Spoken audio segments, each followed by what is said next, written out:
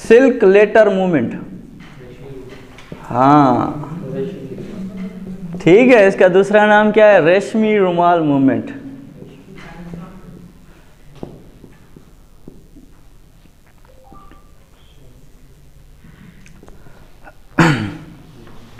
ठीक है।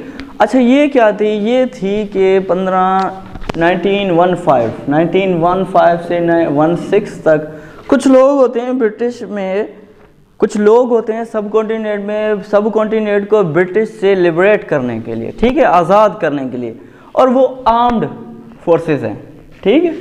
वो क्या होते हैं? वो लोग होते हैं आर्म्ड फोर्सेस होते हैं, उनके पास हथियार वगैरह सब कुछ होते हैं। ये लोग क्या करते हैं? ये लोग चले जाते हैं सब कॉन्टिनेंट से अफगानिस्तान। ये लफ्ज़ क्या है? अफगानिस्तान नहीं है, ठीक है। इंग्लिश टर्म स्पीच से सुने आपको लफ्ज़, ये यूएसए के सुने तो आपको लफ्ज़ मिलेगा अफगानिस्तान, ठीक है। इसकी प्रोनाउंसिएशन अफगानिस्तान। अच्छा ये लोग चले जाते हैं कहाँ? अफगानिस्तान चले जाते हैं, और अफगानिस्तान से ये लोग क्या करते हैं? वॉर प्रिपेयर करते हैं ब्रिटिश के साथ लड़ने के लिए। क्या करते हैं? ब्रिटिश के साथ लड़ने के लिए। उबैदुल्ला सिंधी उस वक़्त के अफगानिस्तान के होम मिनिस्टर होते हैं। क्या होते हैं? उस वक़्त के अफगानिस्तान के होम मिनिस्टर होते हैं, और वो तैयारी कर रहे होते हैं ब्रिटिश पे अटैक करने की या वॉर करने की। और सब कॉन्टिनेंट से लोग जाकर, सब कॉन्टिनेंट में हिंदू भी होते हैं, मुसलमान भी होते हैं, टर्क्स भी होते हैं, अरब भी होते हैं, ये सारे लोग वहाँ जाते हैं। तकरीबन कहते हैं 30,000 लोगों का ये काफ़िला होता है, ठीक है। ये लोग जाते हैं अफगानिस्तान जाते हैं, और अफगानिस्तान से वहाँ क्या करते हैं? क्योंकि ये जो उबैदुल्ला सिंधी है या उस वक़्त की गवर्नमेंट है, ये होती है एंटी ब्रिटिश। क्या होती है? एंटी ब्रिटिश गवर्नमेंट होती है। ये एंटी ब्रिटिश गवर्नमेंट जब होती है तो तब क्या होता है कि ये लोग कोशिश करते हैं जंग लड़ने की ब्रिटिशर्स के साथ। अब क्या होता है? अब ये बंदा एक ख़त लिखते हैं। क्या करते हैं? एक लेटर लिखते हैं, और वो लेटर जो है सिल्क के क्लॉथ के ऊपर लिखते हैं, सिल्क के क्लॉथ के ऊपर लिखते हैं, और वो भेजते हैं। किसको भेजते हैं? वो भेजते हैं हिजाज। हिजाज कहाँ पर है? कौन बताएगा? नहीं भाई,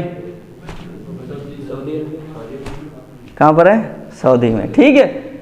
अच्छा, फारस व शाम से गुजर सुना है? फारस व शाम से गुजर, मिस्र व हिजाज से गुजर, पोइट्री सुनी है? नहीं।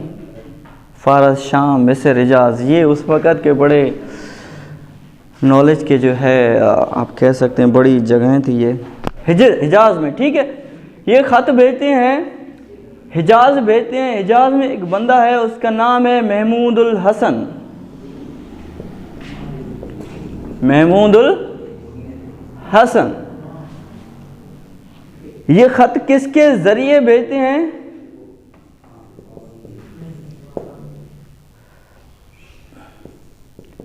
शेख अब्दुल हक, इनके ज़रिए ये आप कह सकते हैं मैसेंजर होते हैं, ठीक है।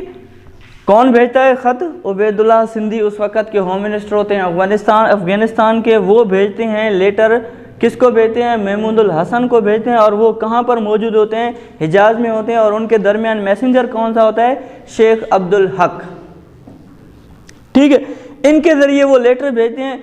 अनफॉर्चुनेटली क्या होता है कि वो लेटर पकड़ा जाता है, वो लेटर पकड़ा जाता है। और वो जो सीक्रेट होता है उस लेटर में जो बातें लिखी होती हैं, वो बातें ये लिखी होती हैं कि उबैदुल्ला सिंधी उनको कह रहे होते हैं कि हम क्या करने जा रहे हैं, हम अलाइड पावर्स के ख़िलाफ़ या ब्रिटिश के ख़िलाफ़ क्या करने जा रहे हैं, जंग का ऐलान करने जा रहे हैं। उसको सारी वो एक्टिविटीज़ के बारे में बताते हैं। जब वो सारी एक्टिविटीज़ के बारे में वो सारा उस लेटर में लिखा होता है, जब ये लेटर पकड़ा जाता है तो सीक्रेट बिकम ओपन, ठीक है।